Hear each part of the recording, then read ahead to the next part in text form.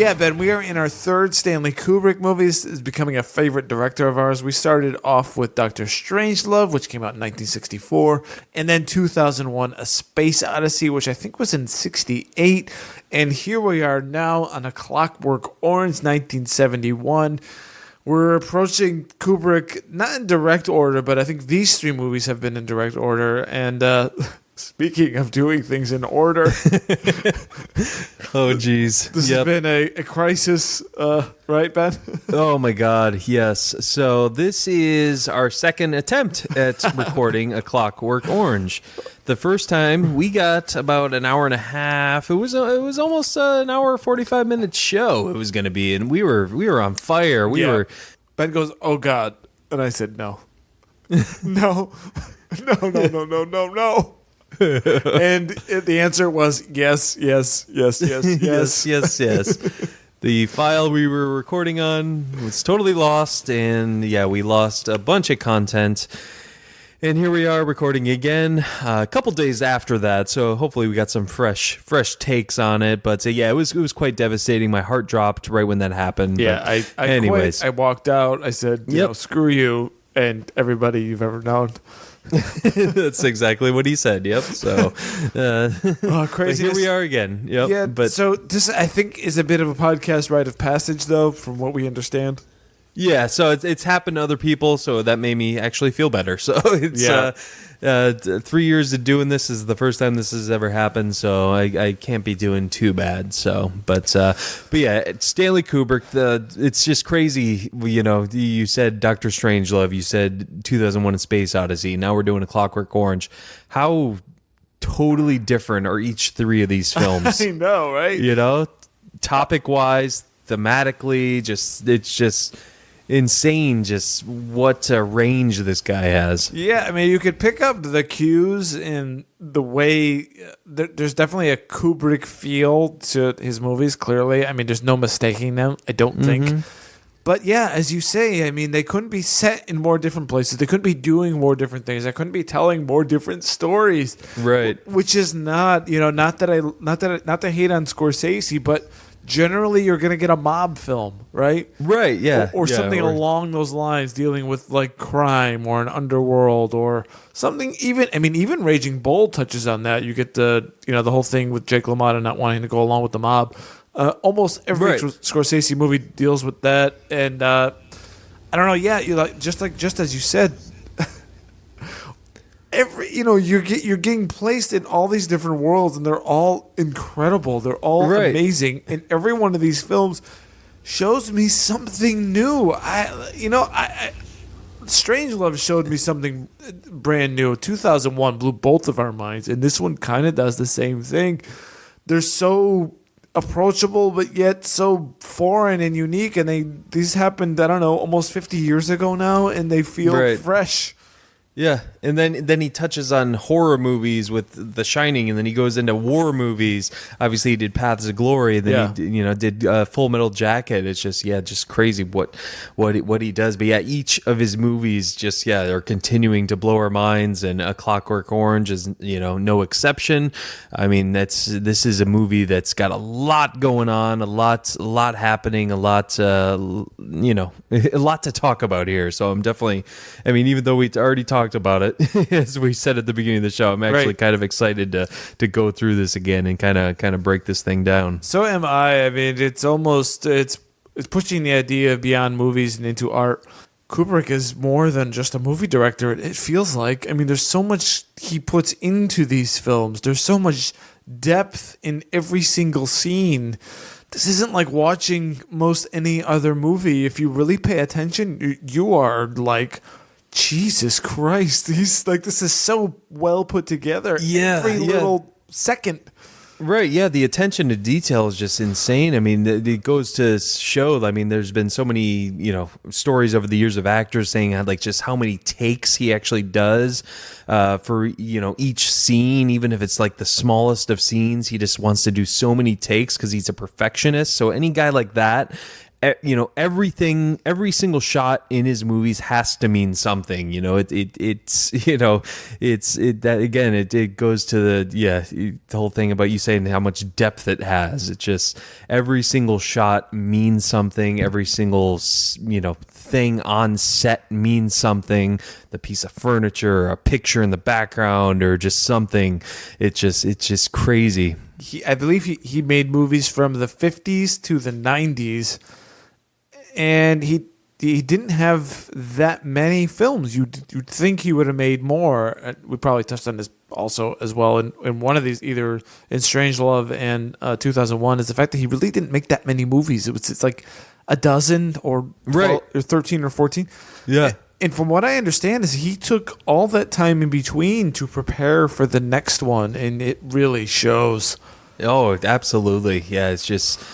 Again, it's hard not to appreciate that, just how much care goes into these movies. Obviously, Clockwork is a controversial one. It's been known to be a lot of his films, have that controversial side, but this one seems like it probably was the most controversial one. How so? Obviously stories I've read and stories I've heard just about look at it. I mean, the violence, the raping, just everything that's in it is especially for 1971. I mean, this movie was rated X. That's crazy to me. Right. This is on porn. This is on like the same like platform as hardcore porn. Like that's that's how they judged it back then. Because there's no blood. There's no blood, and there's really there's no. It's brutal. Don't get me wrong, and the depictions are intense. Yeah, so that's kind of crazy, right? I mean, it is crazy. I mean, and obviously this came off of a book. But apparently, this was released in London, and then there was reports of like copycat violence, copycats of this. Like there was someone who invaded a home and sang "Singing in the Rain," just like in this movie it happens.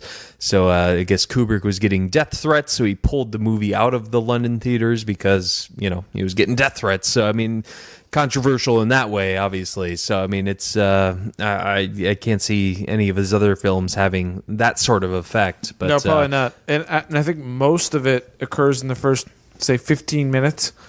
Yeah, the first 15 minutes are crazy, man. And maybe we should start by like covering that period of the film. Yeah, let's do it. And it opens with the classic Kubrick stare. Yep. By Malcolm McDowell. Man. I mean, it's that set. We saw it by Jack Nicholson in The Shining. We've seen it in a few of his movies. I'm trying to think where else exactly place it, but it's a classic shot where you have the actor's head sort of tilted, maybe 45 degrees down, and he's looking straight up to the sky with like a smirk. And it's just like pure. It's almost like pure evil. That look. What a way to captivate you right away. And then, well, first of all, we had that, I love how Kubrick, he did it in 2001. He did it in this. He puts you in the mood before the movie actually starts. So you get that big bright orange screen with the music. Then it flashes to blue and then back to orange with that music. It just totally gets you in the mood for this movie experience. I think that's... movies should do that, like, because sometimes you go to a movie and you're not totally in the right mindset yet, whereas Kubrick, he puts you in that mindset first, just like let me get them ready for it, and then boom, again we get that Kubrick stare. We also get this from Vincent D'Onofrio in Full Metal Jacket. Exactly. That's exactly the same look. Good call. We got that great zoom out shot of him, and then with the narration, and then we get a hint of the language in this film. The language, man, it's so out there. We get a lot of like tight in this movie. We get a lot of tight shots that pull back slowly. This happened. I'm almost mad. I'm just gonna throw out 10 times at least. Where you get something tight, pulls back, that reveals something really crazy going on in a scenario. And what we get in this is a whole bunch of like bent over nude women mannequins as tables this is a milk bar that they're spiking with drugs. These guys are on drugs. And yeah, you get the narration, which is amazing. Yeah. In this strange language. Like, you don't really know the words that he's saying all the time, but you still get what he means by them. Right, yeah. He's got, like, it calls the head, like his mind, the Gulliver. Yeah. Is it me, old Gulliver? Yeah. And then the old in, out. And then the Sophistos and the Viddy. And we'll watch this Viddy. You're never really lost or confused. It's like, it's strange, but not bad. Now, what do you think overall of the narration and voiceover in this film?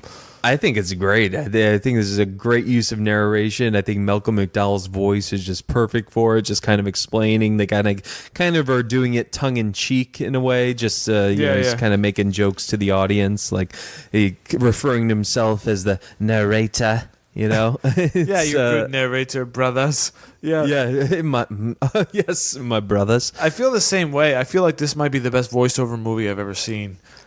In a lot of ways. I mean, you could tell that this is from a novel, and the dialogue and language, it almost still feels like a novel, but it doesn't bother you. And I don't know if it's the way it's written and also the delivery by Malcolm McDowell, which is incredible. You go. I can't help but think of like the first Star Wars, where you get the critique from Harrison Ford saying, "Yeah, you can write it, but you sure as hell can't say it." Kind of thing. Exactly, yeah. But somehow it gets met in this movie. And I don't know if, Kubrick was whipping Malcolm McDowell to read it correctly or something, but it does get read right, and it's not typical dialogue. It feels like you're reading a book almost as you're watching it. It like does all that for you. Right, yeah, there's just something about Malcolm McDowell's voice and just the actual written what was written for it is just so captivating. It's crazy. And then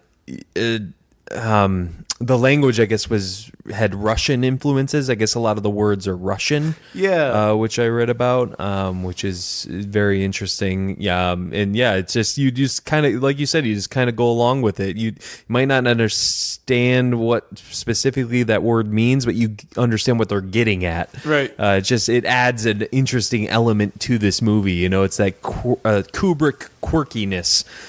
You're in a different world. You're in a world that's different than yours. You're in the future, which I think I pieced together as 1995. Because at some point he mentions he's driving. They steal a car, and it's a 95 something. Yeah, I was wondering of that because I heard that at one point, and I was like, "Wait, is this the future?" So it's crazy how it's subtle, but it's there. And I've even seen this as like a science fiction movie, which I really don't buy. Oh, really? I hadn't. You said people are saying it's a science fiction movie? Yeah, I think it's made like lists as like best sci-fi movies. Oh, no. And I don't feel that at all. Other than the fact that it takes place in the future, I don't see this as science fiction, right? No, definitely not. No, I'm with you there. Psychological thriller, maybe, but right, not sci-fi. Yeah, definitely. Just doing something in the future is not enough to qualify for me. Definitely. Yeah. As we said, they're in that milk bar, and he's got his droogs, and they're about to drink this milk to get them ready for some ultra violence. Ultra violence, like what an interesting word. Then it cuts to the homeless guy, and then that's when they beat up this homeless guy. Just because they're just in the narration, he's saying how he's disgusted by people like that, and especially when you're old and are going on about this. You're basically like useless. So I might as well just like beat you up. Right. I know, it's like, okay, yeah, that's much better.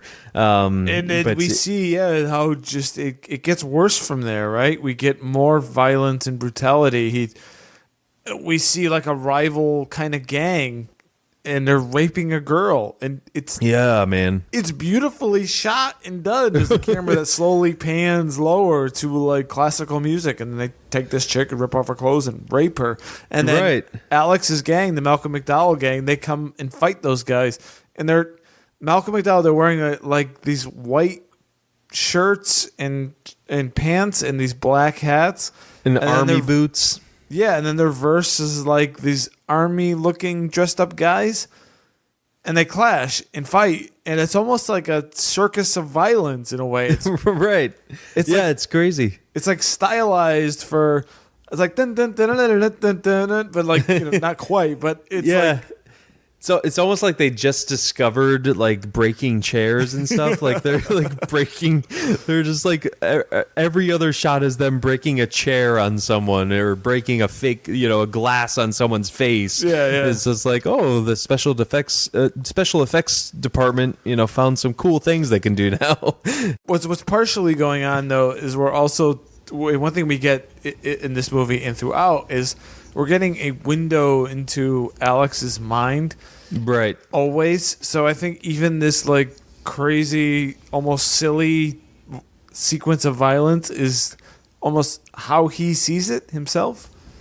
Versus like what's really going on. It's like because it's kind of fun, watching them in a way. It's just like so you're kind of seeing it from his perspective, like the joy he gets out of it, and you're just like, you're just kind of along for the ride. You're like, I guess that's kind of fun. So that's a lot of point of Kubrick's purpose in this first half is to get you to understand Alex. To get you to understand why he does what he does. To fully kind of comprehend, not necessarily his motivations, but at least kind of understand how he got to where he is and why he's doing what he does. And it's not great. And he's really pretty evil. Right. No, definitely. And we get some of that. And, when he's back in his apartment listening to good old Ludwig van. Yeah. Ludwig van. I love how he says that. He has a love he for loves Beethoven, his class. Love for Beethoven. And while he's listening to it, he gets flashes of just like a girl hanging, and then like him as like a vampire, and just like gruesome images of just different stuff. And you're just like, okay, this guy is pure evil. He's getting joy out of all of that. Right. It's like what you think is a nightmare is his like, happy dream. Yeah. So Kubrick does such a great job of putting you again in that mindset. And then obviously we do the car ride with the Durango 95. That's which isn't a Durango a truck? I thought Dodge didn't pay attention. But then we get to the scene where they go to the house and they're doing the old I forget what he calls it, but the old break-in or whatever. So they pretend they're this is crazy, stranded on the side of the road. You get a shot of the guy typing on a typewriter. Pans over and it's the woman sitting there in that cool little chair. How beautiful! Really, just this inside this house, this set, this shot, this sequence. Oh, Jesus, man! It's really it's well shot. Obviously, this is maybe the most disturbing point in the movie. Yeah, but also but at the same right, but at the same time, it's the most just easy.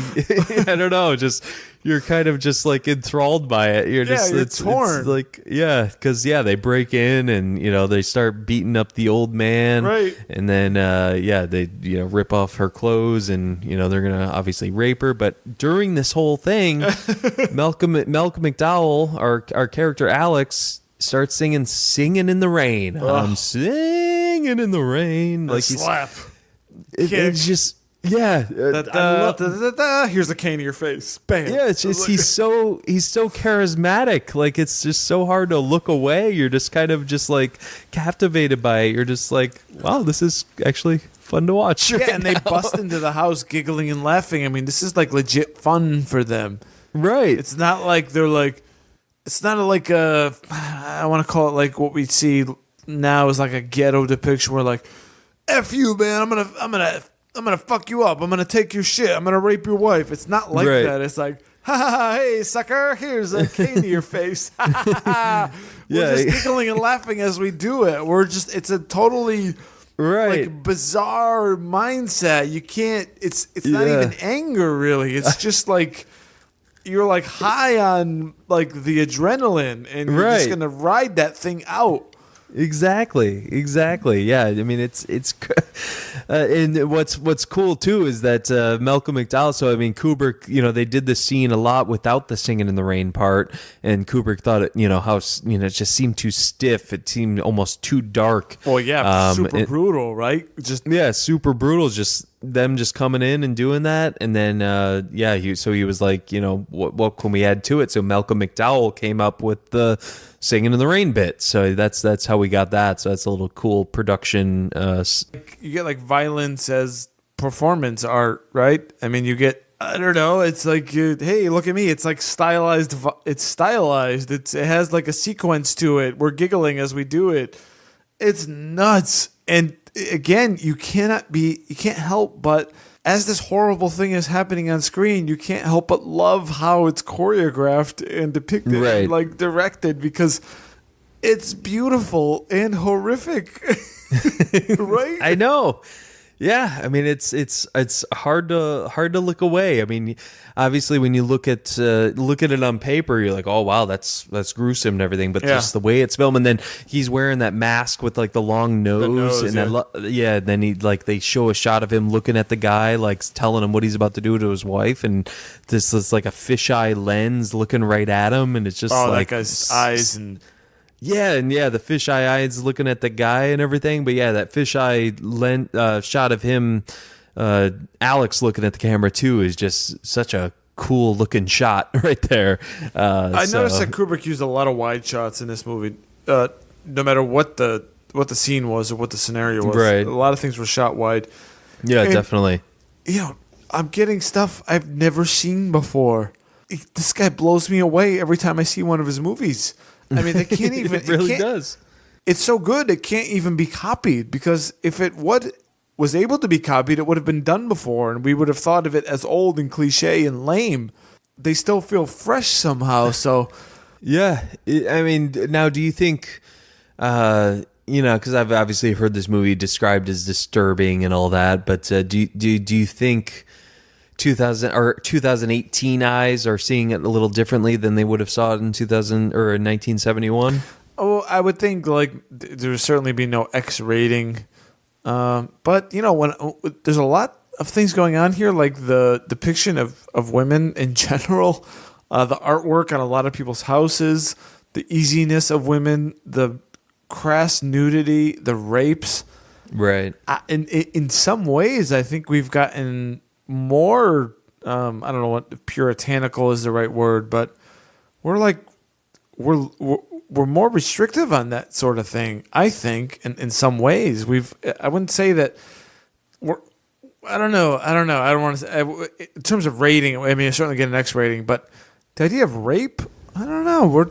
I think we're tighter on that than we used to be. Yeah, I'd say that too. I mean, I could see it being more disturbing in 1971 than in 2018. I don't know. I guess I don't know. I feel like I've seen a lot more disturbing movies more recently than I have, than in older movies. But this one is different in the sense that it's showing you something disgusting, but also doing it in a beautiful way that has a purpose and a point. Right. This violence, and I guess maybe that's the distinction here. All of this, what this is showing you, has meaning and a reason. It's not senseless. Right. Yeah. Yeah, because I mean, because this is what we've talked about so far is all within the first 15 minutes of the movie. So I mean, this is getting you in the mindset and of who this character is. Right. What this world you're living in is, and what this character is. So I mean, it's like I said, it does give meaning in that regard. Plus, just what is going to happen later in the movie and. Yeah, Kubrick is doing his best to say, this guy's a really evil dude, and I'm going to show you how evil he is. Let's take a little journey into his life. Right. And here's what's going to happen to him, which we move on later. So it's not like a pointless just blowing people's heads off, raping for nothing. So right. Yeah, you got to get your audience in that mindset. Sorry. I just want to just quickly say one thing. This is not quite the same analogy, but it's almost the same as a Schindler's List in a sense, where you're like, here's what they did to these people. I'm going to depict it realistically, and then I'm going to tell you the lesson, that kind of thing. This is almost touching on that, Right, yeah, because you got to get your audience to, again, be in that mindset and to, to be torn once, the certain events that happen throughout the movie, once he, possibly is redeemed and things like, but then looking back. So, I mean, you got to be torn as an audience member. So, I mean, yeah, it's again, just not just senseless violence, not just senseless acts. It's an incredibly honest film. Right. Yes. No, that's a good call there. Yeah, definitely an honest film. It doesn't hold back any punches. It's showing you what this guy does and what he's capable of in this evil mindset. And can it be controlled though? Can it be controlled? Which we're going to get to in a minute here. Obviously I want to mention too, though, so obviously we already mentioned the Ludwig van. We get the lady singing the opera in the milk bar again. Once they're done with their violence, they want to wind down at the milk bar again. The lady's singing the opera, and then he smacks Dim on the thighs. Yeah, and this is part of where we figure out that he's actually a minor, which to me was quite a shock. A minor? Oh yeah. So I mean, I guess in the book he's supposed to be 15. Oh man! Or in the movie he's supposed to be around 17 or 18. Right. But yeah, Malcolm McDowell, when he filmed this thing, was 27 years old. Who looks every bit of it, if not older. And definitely for this first bit of the movie, until we find out when he wakes up in his parents' house and he didn't show up for school. Yeah. What? Yeah, exactly. You're like brutalizing people, and the main concern here is being tardy. Son, you got to give up for school. The parents are terrible. I mean, beyond. Oh yeah, terrible. They just don't know what's going on. Even his dad's like, I don't know what he does at night. Yeah, the mom's like, I was taking my sleepies or whatever. She just takes pills to go to bed, I guess. Right. And she's trying to get him up, and he's like, I gotta get my rest. If I go to school now, I'll bound to miss more school later if I don't, get my rest. Yeah, and quick thing is, it seems like everyone in this universe and in this world are on drugs. Oh, absolutely. Yeah. I mean, I guess that's what they saw the future. I mean, it's kind of accurate. I mean, is that so many people inaccurate? I don't think so. I think there's definitely not. There's something where I don't know, a third of people in America are on some kind of a drug, take some kind of a pill. Right. I mean, yeah. I mean, look at the depression medicine and anxiety medicine, and then just other medicine just to get you through. Oh, you're unhappy? Here, take a pill. Oh, you're still unhappy? Take more pills. Right. And maybe that's true for some people, but for most of us, this is getting out of hand. Yeah. I felt like that was, almost like a really good premonition of the future, that a lot of us are just going to be on something.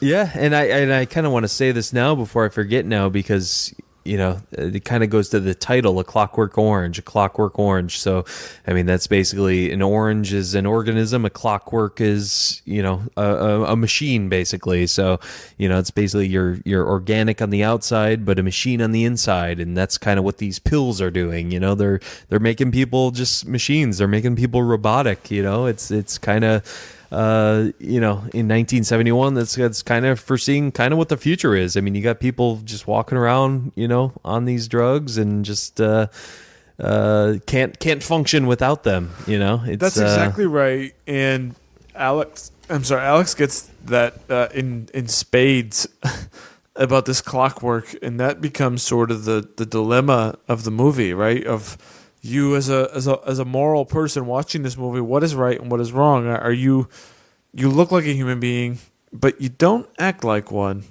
because you've been transformed in a sense. And is this what society wants us to all be? Which are these things that do what we're told always, and we have the proper response. And that starts to feel a little bit creepy, doesn't it? Because you see this stuff going on on Twitter where and at this point now, I'm afraid to even freaking write the wrong thing on Twitter, which I try to keep to myself now. Because if you write the wrong thing, and if you get a job 5 years from now, they're like, hey, so-and-so said X, and now he needs to die.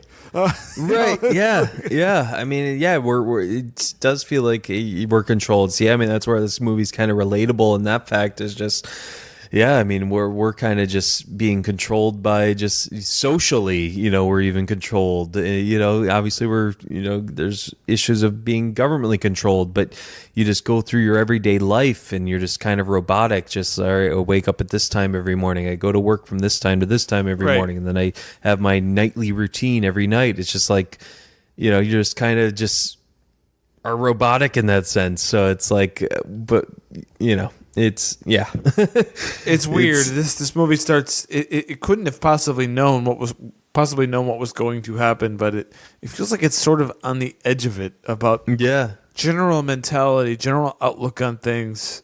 Now, before Alex becomes the Clockwork Orange, he's still a bit manic here. And there's that scene. He tells his mom, "Yeah, I'll be up after lunch." Or what is he? What's the phrase, Ben? I know you know. Well, he tells his parole officer or whatever, like, I should be better by this after lunch. Mr. Deltoid. How about this scene? Oh my God, so interesting. This guy is so weird, right? I mean, Alex is walking through his house, scratching his ass for like 2 minutes as he's walking. Walks by a spare bedroom and then into a room, and then because you notice, and then he notices and backs up, and there's this man sitting there in this room who's clearly not his father, some man named Mr. Deltoid, who's like, "Hey, son, what are you doing?" He's like, it's this weird mocking sort of tone. Yeah, and like, hey, your mom gave me a key, yes? You're skipping school, yes? It's really bizarre. Yeah, it's so weird. He puts his hand around his shoulders, and at one point he pulls him back onto the bed, so they're both laying down. Then he hits him in the balls. Right. Yeah. There's a lot of ball hitting in this movie. Yes, there is. Yeah, like everywhere. It seems like everybody's. I think they're the Alex and his gang. The Droog's uniform has like a ball protector. Right, like a jock strap or something. Yeah, something like that. They're all hitting each other in the nuts. It's like so juvenile. Yeah, it definitely is Kubrick-esque. I mean, what do you make of this? And then Alex leaves, and then this guy takes a sip of this water that has the dentures in it. Right. Oh my God! When he did that, I almost vomited the first time. I had a gag, and thinking about it now, I might just hurl. It was so disgusting. It's so interesting too. Yeah, just the choice they made for him to do that. Like, was that like What's Kubrick telling? Like, yeah, it's again, like I said, classic Kubrick quirkiness. It's that when he drinks that denture water. Oh, it's so gross. Because Kubrick has this like really weird sense of humor, right? He's right. Yep. There's always a gag. If it's not, it's never obvious. Actually, there's always something a little bit weird here that's gonna make you go, bah! You're just gonna laugh because it's so like unexpected. He'll have some super serious thing going on, and then someone will do something absurd just to like bust the tension that Kubrick's been building for that whole time. Right, exactly. Yeah, it's it's just so again like so quirky. And I love it. It's great. I love it too. It's brilliant. Yeah. It's like exactly when things feel like they're getting a little too intense, and someone will just drink denture water. Exactly. So great. And then then Alex goes out. He goes to the record store. I love when he first walks into the record store, the music that's playing and the camera following him, and it's a long tracking shot of him just walking through the record store. Set design is beautiful. Yeah, absolutely. He meets the two girls right here. Yeah, that's where he meets the two girls. Now they're sucking on dicks. No? Popsicle ones. Oh, yep. Okay, sorry. Yep. Yeah, popsicle penises. Me, Yep. And this is the obvious implication. I mean, this doesn't end. The sexual references are everywhere. And if you weren't confused, everybody in this movie seemingly has nude art, like graphic nude art. Yeah, it's everywhere. The graffiti, the art, just everything is just dick. Yeah, we're in some like bizarre sick society here. And actually, as Alex is going through the record store, we see there's a brief flash of the 2001 album. Yeah, that was cool. Yeah, cool little nod to our because that's got great music in it. 2001. So Yeah, obviously there's a record. So this happens what we believe is 1995. Do we think this is the sick world and sick society that man escapes? Could this I didn't even look this up, but is it possible that this is the same universe? I mean, maybe not. Probably not. Is this the same one? Because I mean, it's 1995. It's Kubrick. Is it the same cinematic universe? Is this society today why they start, exploring elsewhere and try to get out of here? We got people like Jupiter. Alex. Exactly. Yeah, that's a cool thing to think about. Yeah, I mean, I don't know if it's online somewhere, but yeah, that would be cool. Alex meets these two chicks who are eating the penis lollipops or ice creams. Yep. And then takes them back to his house and has insane sex with them. Hyper sped up. Yep. And he does like it with them like 5 times each. It's just this thing's going on and on and on, right? I mean, yeah. That's quite. The one's getting dressed while he's doing it with the other, and then he's done there. He's like, "Oh no, get back undressed." And this guy's having more sex in like a sped up 2 minutes than I've ever had in my life. I know, it's kind of sad, isn't it? And then speaking of speeding up, we'll try to speed up the show for you folks here. But so basically, he gets with his droogs. The droogs aren't happy with him because he's essentially their leader, and they're not happy with him. So they're like, we want to do this mission or whatever. We're gonna do this now. And he's like, oh, are we? All right. They start kind of challenging his authority here, right? Yeah, challenging his authority. So he beats him up on the boardwalk, hits one of them right in the nuts, and throws the other one in.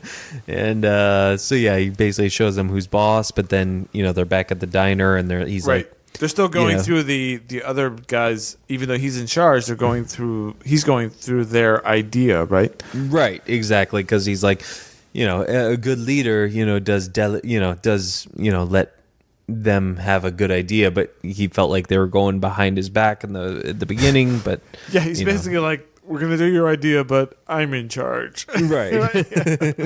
I get the credit. And it's basically this cat lady who lives in this place, and there's apparently a lot of like gold and silver or something in the house, so they're gonna rob her, and this goes weird, right? Yep, it sure does. It sure does. Yeah, I mean, they try to do the old thing again of saying there's a bad accident, or whatever, and she's not buying it, so he decides to climb through a window. Right, and he says he uses the same line that he used on the first couple, the brutal rape and beating in the first video, in the first time, which is to say it's a matter of life and death, which was reported in the newspaper. Said it again. Right. She recognized it as that, immediately calls the police.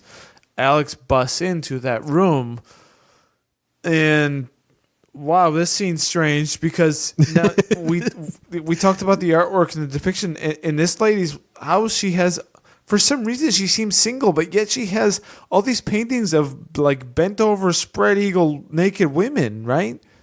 Yep. It's strange. And then next to the door on this table is this giant dick, plastic dick and balls. Right. It actually kind of looks like an asshole too. Like it's like a butthole. Yeah. It's just when I say giant, I mean it's like the penis is at least like 2 feet long. Right. And the balls / asshole are balls / asshole. And that, I mean, this whole thing must be like 50 pounds to pick up. Right. And it like rocks on its side, and then Alex picks it up, and they start fighting. And he's kind of taunting her. Yeah, he's kind of taunting her with it, and he's just like the camera angles like showing like it go in circles with him, and then like they show the angle for her. Right, she's trying to fight him off. He keeps hitting her with it, and then finally she ends up on the ground. She opens her mouth, and he shoves this thing on her face. Yep, and he just thinks she's knocked out. Did he? I mean.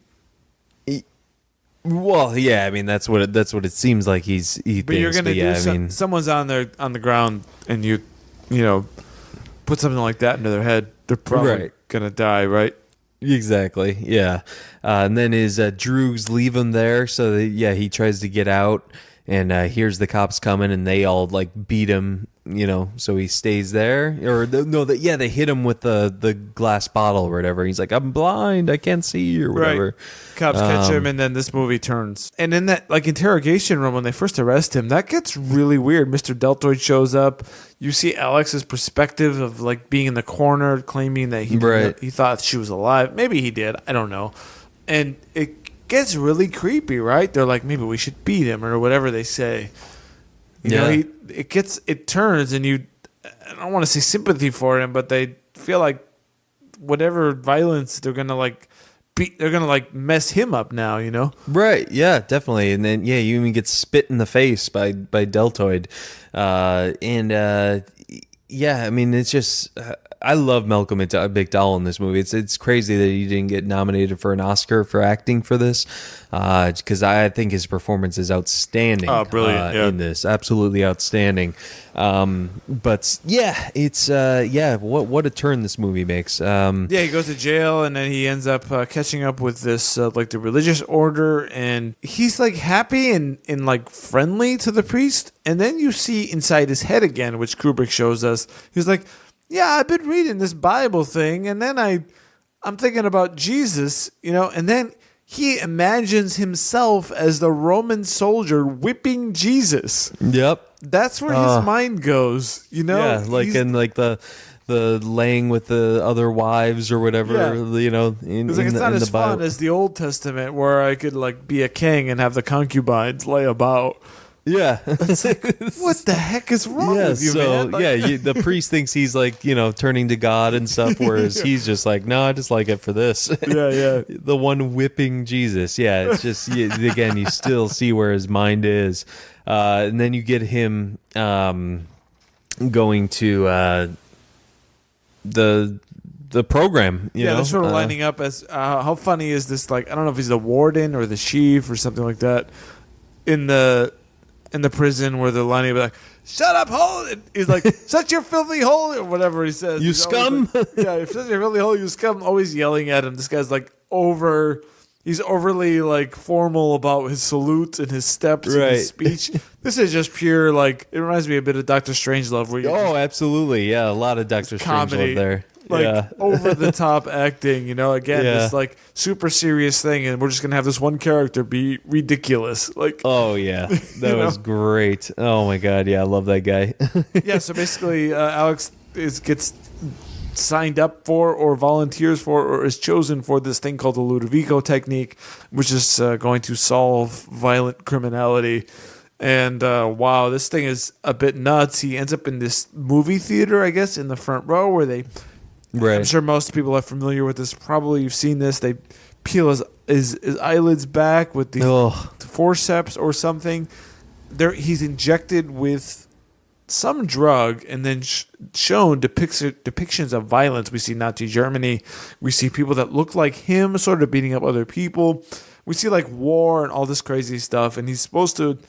The drug makes him sick, so he is going to associate violence that he sees in front of him with how the drug is making him sick, so that now in the future, whenever he wants to commit violence, he's going to feel that sickness that he got out of that drug. It's really intense, isn't it? Yeah, absolutely. I mean, it's mind control. I mean, when he starts to freak out, he's starting to yell, get that sick. And then when they start playing Beethoven behind it, that's when you really start feeling more for him, because he's just like, it's a sin, because he's gonna now start feeling sick when he hears that Beethoven song that he loves. Like, that's what he got joy out of, that was harmless. He got joy out of obviously violence and rape and everything, but the one joy he got out of that was harmless was this Ludwig van, and now it's gonna be something that he detests. So it's this in a sense, this part's more hard to watch than the earlier scenes with the violence and everything. This is a little more hard to watch. Yeah, I agree. I mean, the fact that not only are they taking away the bad parts of his life, but now they're like removing one of the few things that he has pleasure of. Right? I mean, you're at least allowed to be happy. No, but not. Yeah, you're So- taking away free will at this point. Yeah, you know? what do you do with that? And as they said before, they're doing this like evolved treatment. They're like, oh well, we need to make room for the political prisoners. They're coming in soon, and that just doesn't feel right. I mean, we're gonna Right. start messing with people's minds, and then after that, there's there's basically this show where he's on display, and this. I think the original doctor who designed it comes out and starts insulting him, slapping him, egging him on to violence, and he has no ability to defend himself, as you just said. Right. All of that idea, it's not, violence and self-defense are two very different things. Right. Yeah. And Yeah. If you can't, if you get sick just from even wanting to defend yourself, like how right is that? Right. To take away that from someone. And then they bring out a woman who's topless in like some thin bottom, and he's going to grab her boobs and then feels physically ill. Yeah. Again, rape and sexual attraction are not the same. Right. And it feels like they got rid of both here. Right. Yeah. Anything Yeah. remotely where you're attracted to a female, he's now going to feel ill and just reject it. Right. Yeah, it's crazy. Yeah, I mean, obviously this is mind control, government mind control. I don't know if they were worried about this back in 1971, but I mean, that kind of goes back to just like we were talking about with the pills, just everything, the medication people are on today. Just we don't do mind control now. We just you get like banned on Twitter or Facebook or something, and then no one ever sees you. So it's a sense. It's not like you're like no one duct tapes your mouth, but like, yeah. Right. Well, that in its sense is kind of mind control. You can't say whatever you want, which sometimes you shouldn't say whatever you want, but at the same time, you got that fear of socially being rejected, and then you got the fear of being rejected in other means. I mean, you're asking me earlier about how do we feel now about watching that. I mean, what does a 1971 audience think about what's going on now? Right. They come back. You guys have gone freaking nuts. Right. What have you done? You guys are insane. I don't understand anything about what you're saying or what you do. You've lost it. This is far worse than Clockwork Orange. I know. Right? That's true. I mean, yeah. That's a good point. Yeah. What would 1971 people think of us now? Man, that's crazy. But yeah, so Alex is out of this thing, and he's healed, I guess, right? He goes back to his home. His parents reject him. They were no help to begin with, and now they're worse now. They had another guy move in. They're like, goodbye. And Alex goes through this thing, which I believe is a path of redemption, where he basically faces all the people that he did wrong that we saw, and yeah, it's a question of punishment, right? Do you throw someone in jail, or do you have them do a Ludovico technique, or is there some way which you can't replicate in all society, but how do you heal someone? How does someone like pay for their sins? And I think this movie actually shows you how that's done. Yeah, it's by facing your past, which he does. He faces that homeless guy again. He faces what else is he? He faces obviously that guy again who he invaded their house.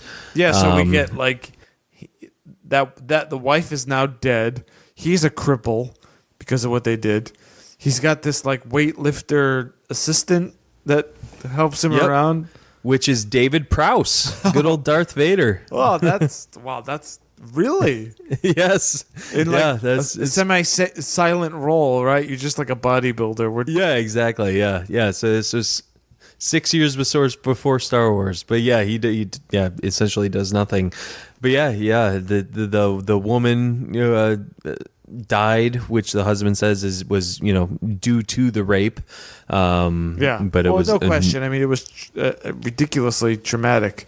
Oh, absolutely. Yeah. I mean, it's yeah. How do you go on living after a traumatic experience like that? Well, it's interesting because Alex becomes sort of famous for going through this technique, and he happens upon this house by accident because he finds his old droogs, his old friends, who are now cops, who beat the hell out of him in the country. And I love that shot of them walking through the woods. Yeah. Like when the camera's following them, you just see the backs of them. I mean, usually, camera's always in front, but you just see the backs of them. They're just walking in the woods at the music. Just a great shot. But yeah, they beat the crap out of them. They almost drowned him to death. Why? Because they just don't want, they're crazy and they don't want to lose their power. They've been militarized, or you're like, you give thugs a badge. Is that what's going on here? Yeah, I mean, there's something about it. I know the guy who's the typewriter guy, the wheelchair guy now essentially says something about how thugs are now being But bigger than that, though, I think it's Alex to face all of them, right? Right, exactly. Again, I like what you said about how this is the part of redemption is confronting your past, which is a powerful thing. It's and I love how it's actually literally shown here as him confronting his past. And the typewriter guy is like all behind him. He's like, what the government's doing is wrong. Until he's like, go take a bath, and then Alex starts singing in the rain again. Right. Which brings back all this memory. And the guy figures out, oh my God, it's the same freaking guy that ruined my life. And then there's this weird scene, this dinner scene where he's like having him eat this pasta dish and then this wine. He keeps like, drink. He's like, here, more wine. He does this twice. He pours the glass of wine. This is really uneasy because you as the audience knows and Alex doesn't know. Well, it seems like he's starting to suspect at that moment that something's a little off here. He's still Why very is this guy agreeable, though. Right? He's like, "All right, sir, I'll drink this wine." And then he calls his friends. They go to this house. Alex wakes up in this unfamiliar place, and then starts hearing this music. Right? Yep. This loud music, Ludwig van, blaring. Can't handle it because the Ludovico technique has basically ruined him to that. Right, exactly. Yeah, he can no longer listen to that, which is sad. So, I mean, this is another uncomfortable scene to watch, is him going crazy over this music playing. It's just it's sad. It's bringing him to a point of suicide. It's making him feel so terrible that he wants to kill himself. Something that he used to love, was taken away from him now, and now he is repulsed by the sound of it again, all the way to the brink of suicide. It is sad. It's really unfortunate, and you like almost feel his pain. He's banging on the floor, telling him to stop, and then this is insane. What Kubrick does here? He just goes below the floor to show you this man in this really dark lit room. He's like looking up at the ceiling as this music is being played, and then the camera then backs out, showing you these huge speakers on like a pool table. Right. Oh man, this is the way this whole thing is lit. It's so menacing what this man is doing, because what you feel is like that he knows that he's inflicting physical pain on him. This was all designed. This was all like his payback. Yeah, and his payback, brutal. exactly. Yeah, it's definitely brutal. And yeah, the way he's looking up, this guy reminds me of Hector from Breaking Bad. Yep, looks just like him. Yeah, he does. Like, he's in the wheelchair and he's like making these weird facial expressions and everything. Looks just he's like like kind him. of moving his mouth for no reason and like doing bug eye. Right. Yeah, exactly. So yeah, I mean, obviously he's against the government and everything. So he's like trying to say like, oh, the government's trying to control people, so we got to get them overthrown or whatever. So yeah, I mean, that's what he's involved in. So yeah, he tries to kill himself, but my dear brothers, what do you know? I did survive. Otherwise, I wouldn't be telling you this story, or whatever he says. But that's how they bring him back. But yeah, he's now sitting in the hospital in casts and everything. My interpretation there is that he had to be brought to this point that he was willing to end his life. because the pain was so great. Right. I think that's part of the redemption story. I think we get a lot of Jesus imagery here. Right. Yep. In his room, there are 4 Jesuses. Representing the 4 in his gang. And then, of course, the thing we talked about where he's like, he imagines himself as the Roman soldier whipping Jesus. Jesus goes willingly on the cross to sacrifice himself. And Alex willingly is going to throw himself out the window to die.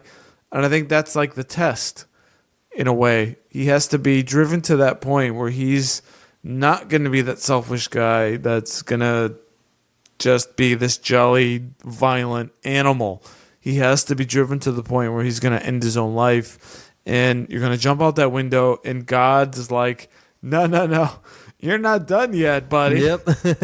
I'm not done with you. Yeah. Yeah, exactly. That's how I saw that. Yeah. No, that's a good call. Yeah. I mean, I didn't think of it like that, but now that you said that, yeah, that's a great call. I mean, because there's a reason that he's bringing up the Jesus references and everything. I mean, there's, again, Kubrick has a reason for everything. Right. Why he brings it up. Why else would he have zoomed into the, those 4 Jesuses in his room, with the one arms up, just their one hands crucified. Yeah, Alex was like the true one of them, I guess to say. Yeah. Yeah, exactly. So yeah, I mean, he needs to, go through suffering. He needs to go to that point of suicide, and yeah, it's but again, yeah, there's no reason for him to have lived through that, right? That seemed like a 3rd story drop onto cement. Yeah, I mean, there's no coming back from that. Right, definitely. So, obviously he is, maybe, him being on the bed is his resurrection. I mean, not to compare Alex to Jesus, but...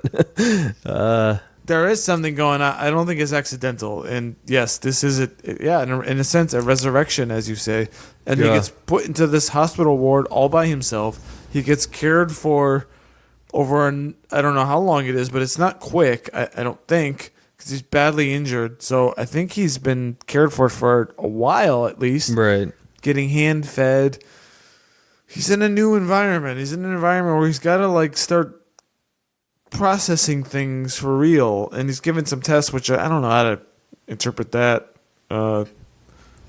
The when she's the dialogue test. I don't know what's going on here. He's giving these crazy answers you got some eggs, I want to smash them.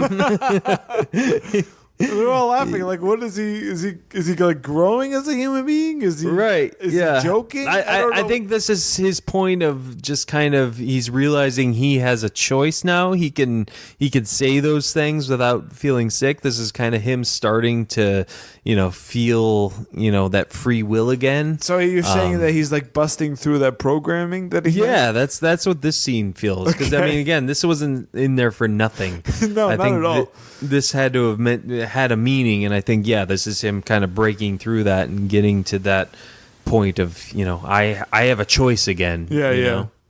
What am I going to do with that choice? It's so just strange but hilarious. So I think I'd agree with you on that interpretation. Not much longer, we get the Minister of Interior reappearing, the guy who first put him in the Ludovico program, and the side of the government that was involved in that shows up. This has been very embarrassing, because what we found out was after Alex went through all this was very publicized.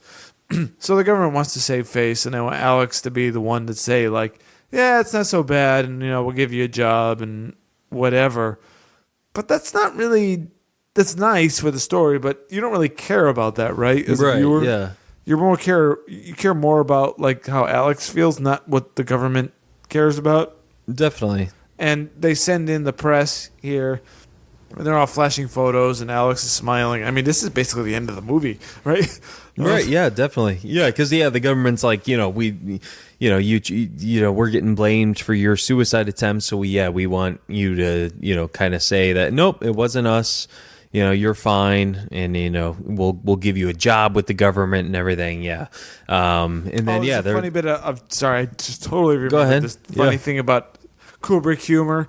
While Alex is laying in the bed, Oh, yeah. in the hospital bed moaning, and you hear, oh, and then you hear this like female, ah, and it's back and forth, back and forth. It's like, what the hell is going on?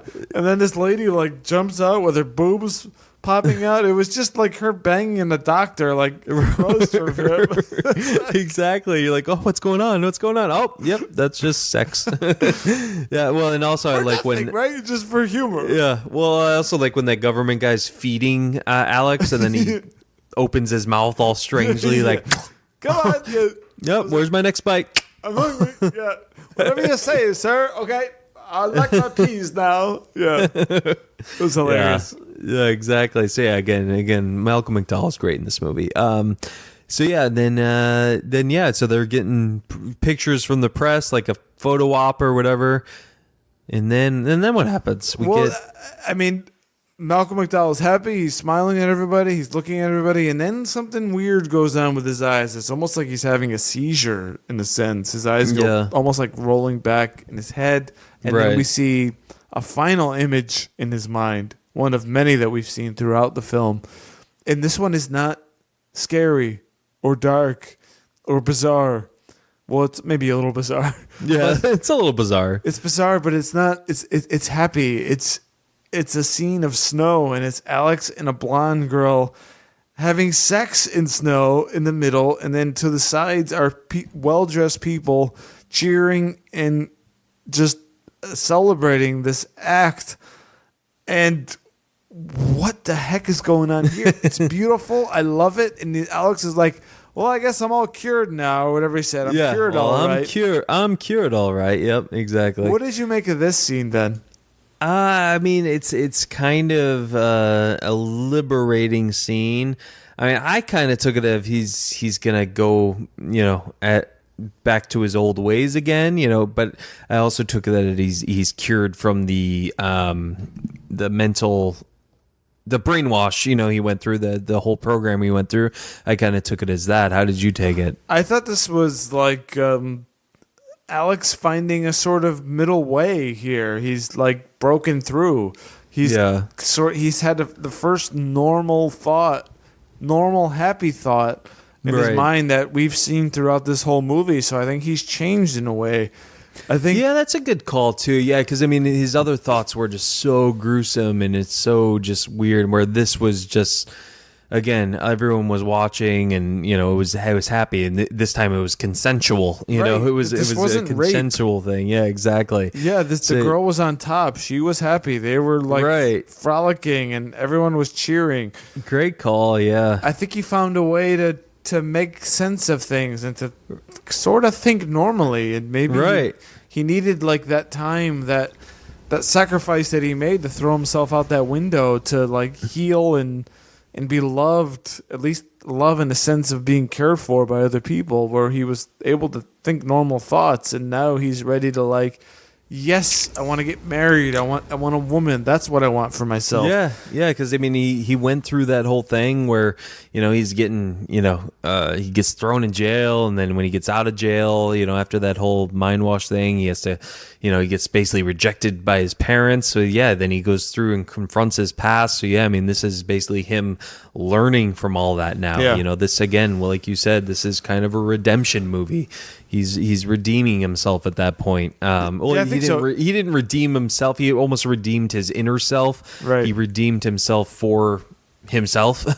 But that's a good call. Even if we're wrong, this like last, I don't know how, is it 5 seconds? But it's 5 seconds of absolute beauty. Yeah, I know, right? Yes. So yeah, I think there is hope for Alex here. I think it's him kind of overcoming that society, overcoming what they're trying to do to him. Right. I don't know exactly the answer, but I don't think it's bad. I think it's good. I think there's something right here. Something clicked in him. That's correct. Yep. Exactly. There's hope for Alex. Yeah, and I don't know how to deal with it, exactly how it happened or what, but yeah. Oh, it's beautiful. Yeah, absolutely. Yeah, another great, beautiful Kubrick film. All right, so yeah, we do have some Twitter questions / comments we want to get to. We put out a tweet not too long ago that asked you guys to give your thoughts and everything, so we definitely want to read those on the show. First, we have Believer Skeptic Podcast. They say, I do not condone violence or misogyny, but this is one of my favorite films. Kubrick was way ahead of his time in the way of the direction and production.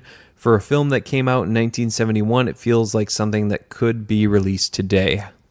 It's true. I mean, we obviously don't condone that either, but it's still just such a well-made film, and just the themes it touches on and everything. It hits home even today. Oh, definitely. It's totally brilliant. The violence is horrific in a lot of ways, but not, as we said, not bloody or graphic.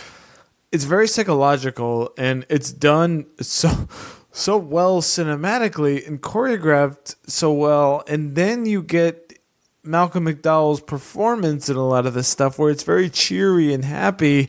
And even when they're fighting with another gang, like I said, it's like, I don't know, some sort of choreographed, stylized violence sort of thing. Yeah, it's not that bad in a way, No, yeah, it's again, it's just so well crafted and everything that it's just you kind of it's hard to look past. It's hard to look past the good filmmaking, It's again, it's, you don't condone that kind of thing. It's just, but again, Kubrick puts it in there for a reason. It's not senseless.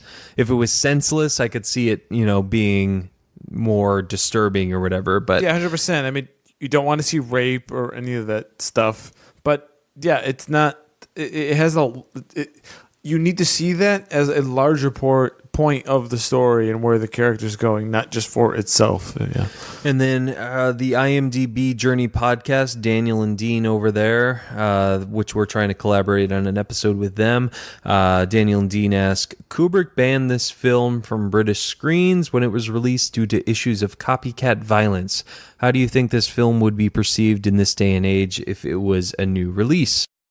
I'll go ahead and take this. I think we kind of touched on this in the idea that we've seen some crazy stuff since 1971 that it wouldn't be such a big deal, but to try to come up with something that would be equivalent of that and the idea of copycats, I feel like in our day now we're not so concerned with copycats, and maybe we should be more, because we see like the mass shooters, the people that shoot up schools and, I don't know, movie theaters and crazy people like that. They're given a lot of press, which I think might encourage people to do it, not just from a movie, just from real life. So yeah, I think in general, I want to discourage, I don't know, making people famous for the bad things that they do. Yeah, exactly. That's why I've always been an advocate of not sharing the criminal's name, the person who shoots up these schools and things, not share their names, don't show their pictures or anything, things like that. But yeah, how this would be, this actual film would be perceived today. Again, I don't think it would be, I think again, like you said, we've seen pretty bad films since then. Not bad films, but just there's been a lot worse things in films that I've seen since this. So I don't think this would be very controversial nowadays. No, but to just sort of put myself in that idea, I get it though, and I get why you wouldn't want that sort of thing, and maybe we're missing some of that today. Yeah. Wang Talk Radio Podcast says, what's your thoughts on the use of the improv in this movie, i.e. Alex singing in the rain? Loved it. Thought it was great addition. God, it was brilliant. Yeah, absolutely. Yeah, and something you said earlier is that, I think Kubrick was finding the scene flat and maybe too brutal. Right, yeah. Like we said, let's just, stylize this thing a little bit more, and I'm singing in the rain, but bam, I'm gonna kick. It's like, it makes it just adds to the gorgeousness of it all. Definitely. That little mini celebration of violence, which we're saying is not really the point of the movie, but you definitely get a little bit of it. Yeah, and you get to giggle a little. Yeah. Which helps, I think. Yeah, definitely. For sure. Yeah, otherwise, it would have been too brutal. Film Inquiry Podcast Network, they say, is this the ultimate nature versus nurture movie? Yeah, that's an interesting one. What are your thoughts on that one?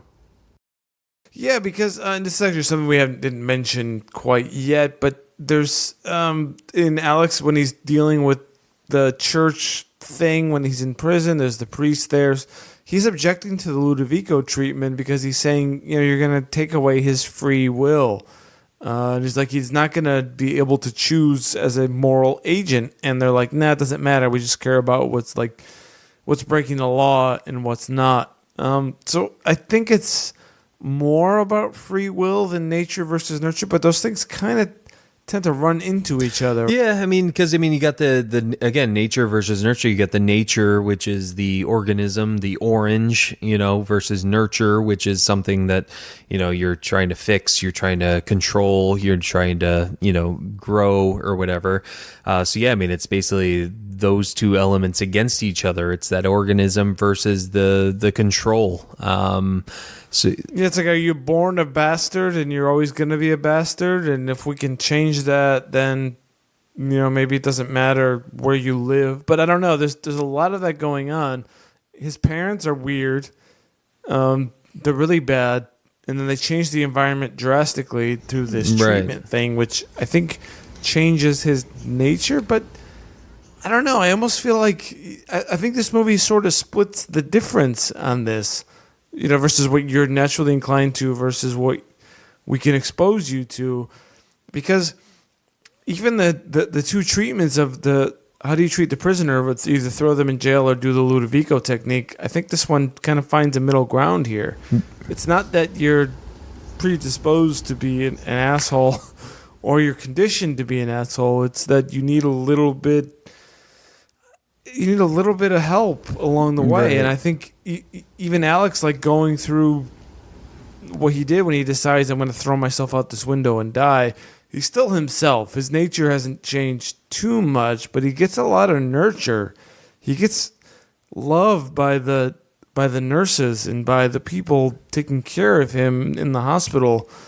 And I think maybe the movie's trying to say, like, if you're sort of not so great, maybe it's a little bit of both. You can get some nurture and some nature. Yeah, maybe Alex never had any kind of love in his life. I mean, his parents are terrible. Yeah, it's definitely interesting to think about it like that. Yeah, and is this a nature versus nurture movie? I mean, I guess I never thought of it in that regard. But yeah, I think you can definitely make that case. Yeah, and to what extent can you actually make a real moral choice? Right. That's hard. Definitely. But he does, I think in the end of the movie, he does make a real choice. Yeah. I think that's what it seems like anyways, yeah. That beautiful scene at the end when he's having sex with that girl in the snow, I mean, I don't think that's either nature or nurture. I think that's a free will choice where he's imagining that in his mind that's an ideal in his head that he wants to reach. So maybe he breaks through both. Right. That's my answer. Yeah, there you go. At Nerdonis asks, after you've seen the movie, do you plan on trying the old N64 game Conker's Bad Fur Day? Booty camera work aside, it's loaded with cinema references, even worked in one or two to this movie. Never heard of that, but yeah, I'm going to do some Googling and check out Conker's Bad Fur Day. Okay. Sounds fun. Yeah, definitely. Interesting where if they're throwing in like Easter eggs in video games for Stanley Kubrick references, I think that's pretty cool. Definitely. At Achi Yum asks, thoughts on the creative changes made from the novel to the film adaptation. Again, it pointed out, we recorded this episode first, so I didn't point it out yet here, but some of the differences, like he was 15 and the girls he slept with were 10 years old in the novel, and he That's raped bad. and drugged them, so I'm glad they made that change. I don't like that.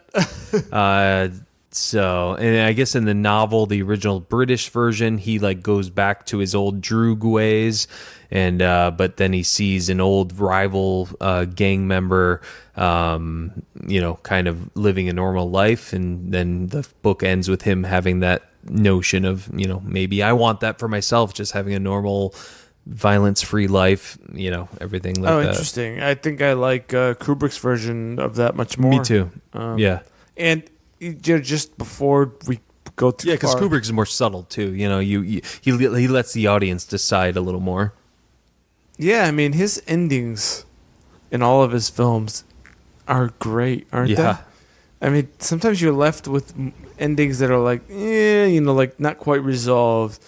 And if at least the 3 that we've done, Strangelove with the nuclear explosion, 2001 with God Baby, and then this movie with this beautiful scene. I mean, it's like 3 or 4 seconds of slow motion. Right. It's gorgeous, and it just gets your mind rolling, right? Definitely. It's incredible. Yeah. Yeah, it's great. Yeah, I love Kubrick's endings. But and then just a couple more here. So More Gooder Than Podcast says, freaking disturbing. So there you go. There's no question about it. It's definitely disturbing. I mean, you have to start rationalizing what's happening before your eyes. And if you can't do that, then it gets really scary really quick. Definitely. And then the Homework Club says, amazing director, and A Clockwork Orange is an amazing movie. We discussed this on episode 2 of our podcast. So yeah, check that one out, the Homework Club pod. Yeah, for sure. There you go. All right. So yeah, that's all. Thank you so much, everyone, for sending in your Twitter questions, your Twitter comments, everything like that. So we really appreciate that. And so Dave, let's get into our final rating for A Clockwork Orange. So yeah, again, this is an incredible movie. It makes you think. It makes you, again, I like how you brought up how it's a redemption movie.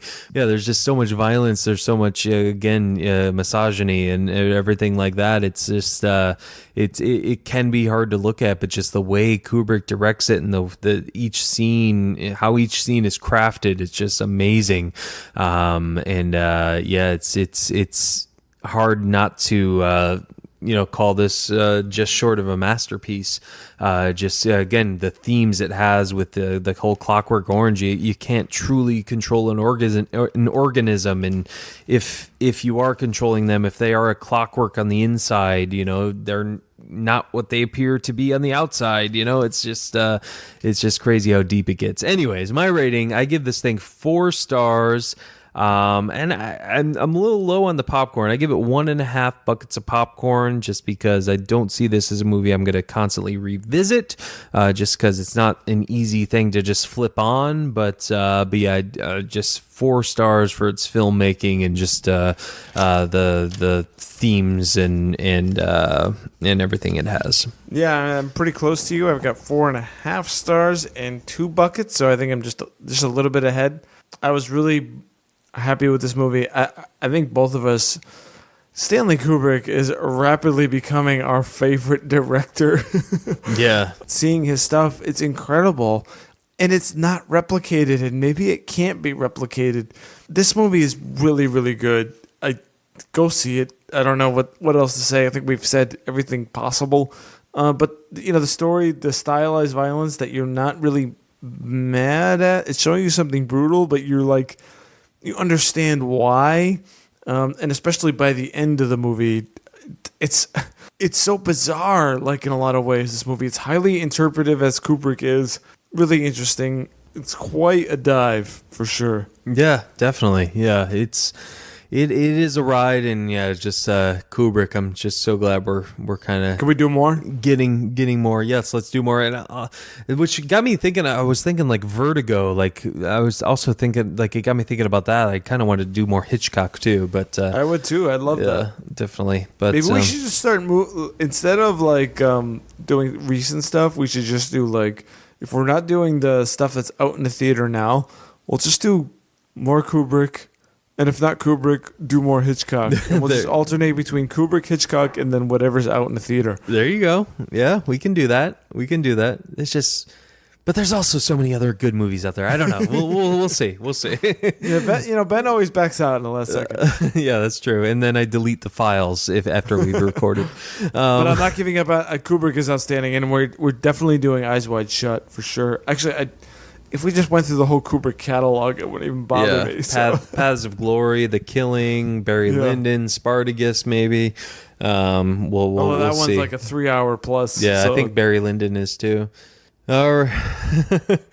All right, folks. Well, that is it for us. Yes, I know it's a long episode today, but it was fun, and it was great to go through this whole movie, A Clockwork Orange. If you haven't seen it, definitely check it out. It is one you got to see before you die. Dave, any final thoughts? That's the, see it before you die. Don't die soon. Just go see it. Where can they see you on Twitter? You can find me at Dave_Quist. I am at BCCord, and you can follow our shows at Blockbuster Cast. Follow us on we've been less on YouTube lately. We've just been doing the audio version of our show, just trying to focus on the podcast end of things, but we still do post it on YouTube, so check that out. Subscribe and become a patron on Patreon. Give us support, help us grow the show. We'd really appreciate that. Yeah, we'd love that. And give us reviews, ratings, and everything on iTunes. All right, folks. Well, that is it for us. Dave, it's been a pleasure as always. Absolutely, man. Take care. So for Davo, and as always, I'm Ben. Can we end the show, please? I don't know. For Davo, I'm Ben Secord, and as always, grab some popcorn, grab some snacks. We'll catch you guys at the movies.